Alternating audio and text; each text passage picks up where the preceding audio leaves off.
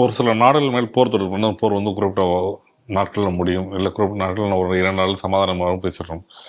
இது பார்த்தீங்கன்னா ஒரு டெஸ்ட் மேட்ச் மாதிரி நீண்ட காலமாக ஒரு போர் நடந்து கொண்டே இருக்கிறது.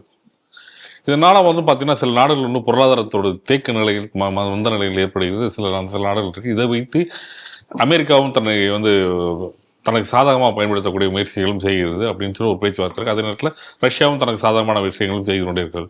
அதே நேரத்தில் பார்த்தீங்கன்னா ஒரு விஷயம் வந்து இதுக்கு முன்னால் பாலவதன் அவர்கள் சொல்லியிருந்த விஷயம், 2 நாடுகளோட பொருளாதாரமும் எந்த காலத்தும் சரியில்லை. ரஷ்யாவோட பொருளாதாரமும் அப்படியே இருக்கிறது, அதனோட கரன்சி வேல்யூ கூடியது, அமெரிக்காவோட கரன்சி வேல்யூ கூடுது. ஆனால் வந்து போர் நடைபெற்று கொண்டு இருக்கிறது. இது என்னன்னு தெரியல. ஆனால் அதே நேரத்தில் வந்து எல்லாரோட பார்வையும் இந்தியா நோக்கி திரும்புகிறது. இது 3ஆம் தரமான ஒரு விஷயம் இருக்கு. அதில் பார்த்தீங்கன்னா உக்ரைன் அதிபர் அதிகமாக நம்பக்கூடிய ஒரு நபரை பார்த்தீங்கன்னா, ஒரு மத்தியஸ்தம் செய்யக்கூடிய நபராக நினைக்கக்கூடியது வந்து அவர் வந்து இந்தியாவை தான் நம்புறார். குறிப்பாக பொறுத்த வரைக்கும் இந்தியா வந்து ரஷ்யாவோட ஆயில் வாங்கிறது, அதனால தான் வந்து மறைமுகமாக வந்து ரஷ்யா போருக்கு இந்தியா உதவுகிறது என்று ட்ரம்ப் கூறிய பின்பும் இவர் வந்து இந்தியாவை நம்புகிறார். ஏன்னா இந்தியாவில் மட்டும்தான் போர் நிறுத்தம் செய்ய முடியும், சீனாவால் முடியாது. ஏன்னா சீனாவும் வாங்கிறது, சீனா மேலே நம்பிக்கை இல்லை. ஆனால் இந்தியா எங்களை எப்படியாவது காப்பாற்றிவிடும் அப்படின்னு நம்பிக்கையின் அடிப்படையில் வந்து ஜெலன்ஸ்கி பேசியிருக்கிறார். இந்த செய்தி எப்படி பாருங்க? அமெரிக்கா தொடர்ந்து வந்து இந்தியா மீது ஒரு குற்றத்தை சாட்டி வருகிறது. அதுக்கு என்ன சொல்லிட்டு இருக்காங்க அப்படின்னு சொன்னா, இன்னைக்கு வந்து உக்ரைன்ல வந்து ஒரு போர் நடப்பதற்கு காரணமே இந்தியா தான். ஏன்னா இந்தியா தான் அதிக அளவுல ரஷ்யா கிட்ட வந்து ஆயில் வாங்குது. அதனால ரஷ்யாவுக்கு வந்து சாங்ஷன் விதிக்க முடியல. ஏன்னா இந்தியா வாங்கிட்டு இருக்கிறதுனால அது வந்து அவங்களுக்கு வந்து இன்னைக்கு அது வாய்ப்பா இருக்கு. இது வந்து ரஷ்யாவினோட நடத்துற வார் கிடையாது, இது வந்து மோடியோட வார் அப்படின்னெல்லாம் வந்து தொடர்ந்து வந்து ட்ரம்ப்புடைய ஆதரவாளர்களும் அதனுடைய அரசாங்கமும் பேசிக்கொண்டே இருக்கிறார்கள். அதனாலதான் 100% டாரிஃப் நாங்க விதிக்கிறோம் அப்படின்னெல்லாம் இன்னைக்கு வந்து பேசிட்டு இருக்காரு ட்ரம்ப். ஆனா வந்து இன்னைக்கு யாரை வந்து நீங்க வந்து சொல்றீங்களோ, யாரைக்காக நீ பேசுன அப்படின்னு சொல்றாங்களோ, அந்த நாடு என்ன சொல்றாரு, அந்த நாட்டுடைய அதிபரை என்ன சொல்றார், இந்தியா தான் எங்களுக்கு வந்து எங்களோட நட்பு நாடு, இந்த போர் நிறுத்தத்துக்கு இந்தியா தான் உதவ முடியும் அப்படிங்கக்கூடிய அளவுல இன்னைக்கு வந்து ஜெலன்ஸ்கி வந்து இன்னைக்கு பேசியிருக்கிறார். அப்ப என்ன ஆச்சு அப்படின்னு சொன்னா, இன்னைக்கு ட்ரம்ப்போட மூஞ்சில வந்து கரிய பூசியிருக்காங்கன்னு தான் சொல்லணும். ஏன்னா என்ன சொன்னாரு, உக்ரைன்ல ஓடுற ரத்தத்துக்கே காரணம் வந்து இந்தியா தான் அப்படின்னு எல்லாம் வந்து பேசிட்டு அப்படியே விக்டிம் எல்லாம் பிளே பண்ணாங்க. ஆனா இன்னைக்கு ஜெலன்ஸ்கி ரொம்ப தெளிவா ரொம்ப திட்டவட்டமா அவர் சொல்லிட்டார், இந்தியா வந்து காப்பாத்துவோம் அப்படிங்கிற லெவல்ல அவர் வந்து இன்னைக்கு பேசுறாரு. என்ன ஒரு கொடுமை அப்படின்னு சொன்னா, இவங்க ரஷ்யாட்ட நீ ஆயில் வாங்குறத பத்தி எல்லாம் அமெரிக்கா பேசிட்டு இருக்கிற நேரத்துல ஒரு ரிப்போர்ட் வருது.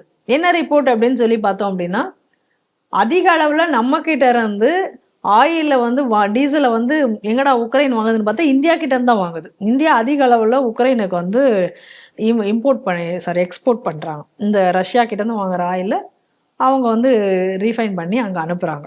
அப்ப இதுல வந்து நம்ம நல்லா தெரிஞ்சுக்கணும், ஏன் இப்போ ஜெலன்ஸ்கிக்கு தெரியாதா இந்த ரஷ்யா கிட்ட இருந்து வர எண்ணெயில இருந்து தான் இந்தியா நமக்கு அதை திருப்பி கொடுக்குது அப்படின்னு தெரியாதா, ரீஃபைன் பண்ணி நமக்கு வருதுன்னு சொல்லிட்டு.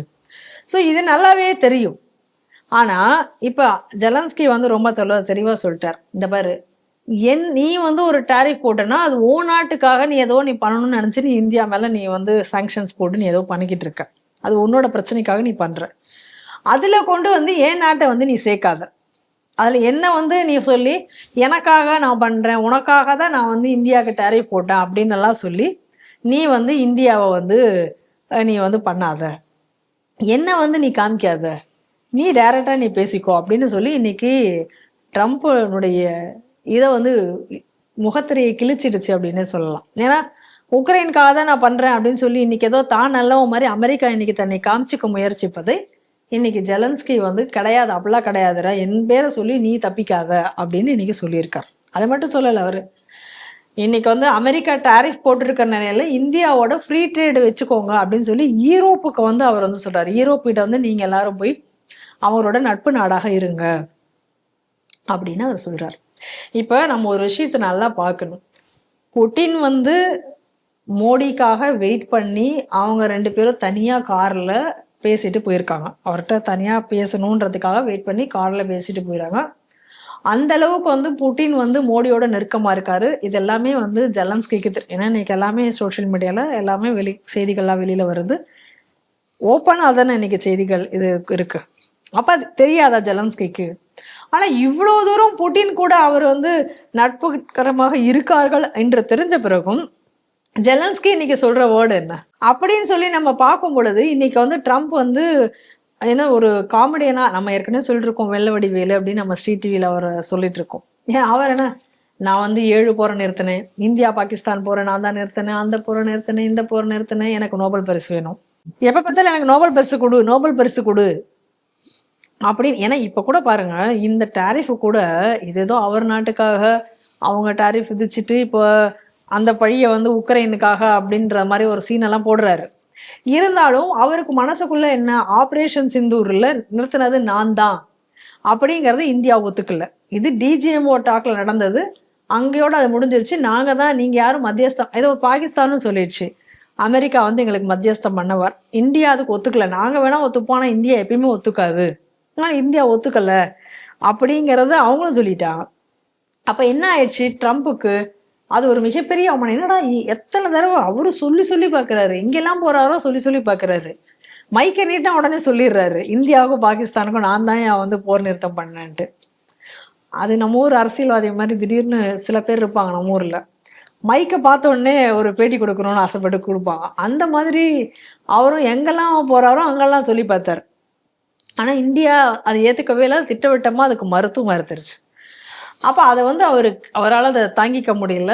ஸோ இந்தியாவுக்கு ஏதாவது ஒரு ப்ரெஷரை கொடுக்கணுமே அப்படிங்கிறதுக்காக பண்ணது அந்த டாரிஃப். இது எல்லாமே ஏற்கனவே பார்த்தோம். அப்படி இருக்கக்கூடிய ஒரு சூழ்நிலையில இவர் வந்து ஜெலன்ஸ்கியும் இன்னைக்கு அதை வெளிப்படுத்திட்டார், எனக்காகலாம் அவர் பண்ணல அப்படின்ட்டு. நோபல் பரிசு வேண்டும் என்றும் என்று ஏங்கினாலும் சரி, நான் தான் அமைதியை ஏற்படுத்தினேன் அப்படின்னு சொன்னாலும் சரி, இன்னைக்கு வந்து ஒரு என்ன சொல்றது, ஒரு அல்பத்தனமா ஒரு பரிசுக்காக அலையக்கூடிய ஒரு ஆளாக இன்னைக்கு ட்ரம்ப் மாறி இருக்கார். ஆனா அதே நேரத்துல அமைதியாக ஒரு டிப்ளமேட்டிக்கா எல்லா பக்கத்துலயும் பாருங்க, இந்த பக்கம் புட்டினும் நண்பராக இருக்கிறார், இந்த பக்கம் ஜெலன்ஸ்கி, இந்த 2 நாடு தான் சண்டையே போட்டுக்கிறது. ரஷ்யா கூட போயிட்டு சந்தோஷமா அந்த புட்டின் கூட அவர் தனிப்பட்ட முறையில கார்ல போய் பேசிட்டு வர்றாங்க. இந்த பக்கம் ஜெலன்ஸ்கியும் என்ன சொல்றாரு, மோடி தான் நான் நம்புறேன் அப்படின்னு சொல்றாரு. அப்ப இந்த உலக நாடுகளுக்கிடையே வரக்கூடிய போரோ சண்டையோ எல்லாத்தையும் அமைதியான முறையில தீர்த்து வைக்கக்கூடிய உண்மையான அமைதியான தூதுவராக இன்னைக்கு மோடி தான் இருக்கார். அதான உண்மை. ஏன்னா நேத்தி கூட பாருங்க, இந்த இத்தாலி பிரதமர் மெலோனி கூட என்ன சொல்லியிருக்கார், உலக நாடுகளுக்கு இடையே இருக்கக்கூடிய போர்களை வந்து தீர்த்து வைக்கக்கூடிய ஒரு முக்கியமான நாடாக இந்தியா மாறும் அப்படின்னு அவரும் சொல்லியிருக்கார். சோ உண்மையான ஒரு தலைவராக இன்னைக்கு அமைதியின் தூதுவராக விளங்கக்கூடியவர் பிரதமர் மோடி அவர்கள் அப்படிங்கறத தான் நம்ம இதுல இருந்து பார்க்கணும். சோ அமெரிக்காவுக்கு இன்னைக்கு வந்து ஒரு மிகப்பெரிய, நீ சொன்னதெல்லாம் போய் அப்படிங்கக்கூடிய ஒரு இது வந்திருக்கு. 2வது, நீ யூரோப்போட நிறைய நட்பு வச்சுக்கணும். யூரோப்புக்கிட்டையும் இப்போ அவர் அட்வைஸ் பண்ணியிருக்காரு, இந்தியாவோட நட்பு வச்சுக்கோங்க, ஃப்ரீ ட்ரேட்ல சைன் பண்ணுங்க அப்படின்லாம் சொல்றது எதுக்குன்னா, இந்தியா தான் வந்து இன்னைக்கு நம்பகமான ஒரு நாடு, நீ வந்து சீனாவை நீ நம்பாத. இல்லை, ஏன்னா நம்ம ஆல்ரெடி ஸ்ரீ டிவியில் அடிக்கடி நம்ம சொல்றதுதான், சீனா வந்து ஒரு கம்யூனிஸ்ட் நாடுங்கனால யாரும் வந்து சீனாவை அவ்வளோ சீக்கிரம் இந்த உலக நாடுகள் நம்பாது அப்படிங்கிறது. ஸோ அமெரிக்காவோட நிலை நமக்கு ஆல்ரெடி தெரியும். அதனால இன்னைக்கு அவர் என்ன சொல்றாரு, நீ வந்து இந்தியாவை நம்பு, இந்தியா தான் நம்பகமான நாடு, அதனால சீக்கிரமாக நீங்க வந்து ஃப்ரீ ட்ரேடு வந்து அவங்கள சைன் பண்ணாங்க அப்படின்னு சொல்லிட்டு.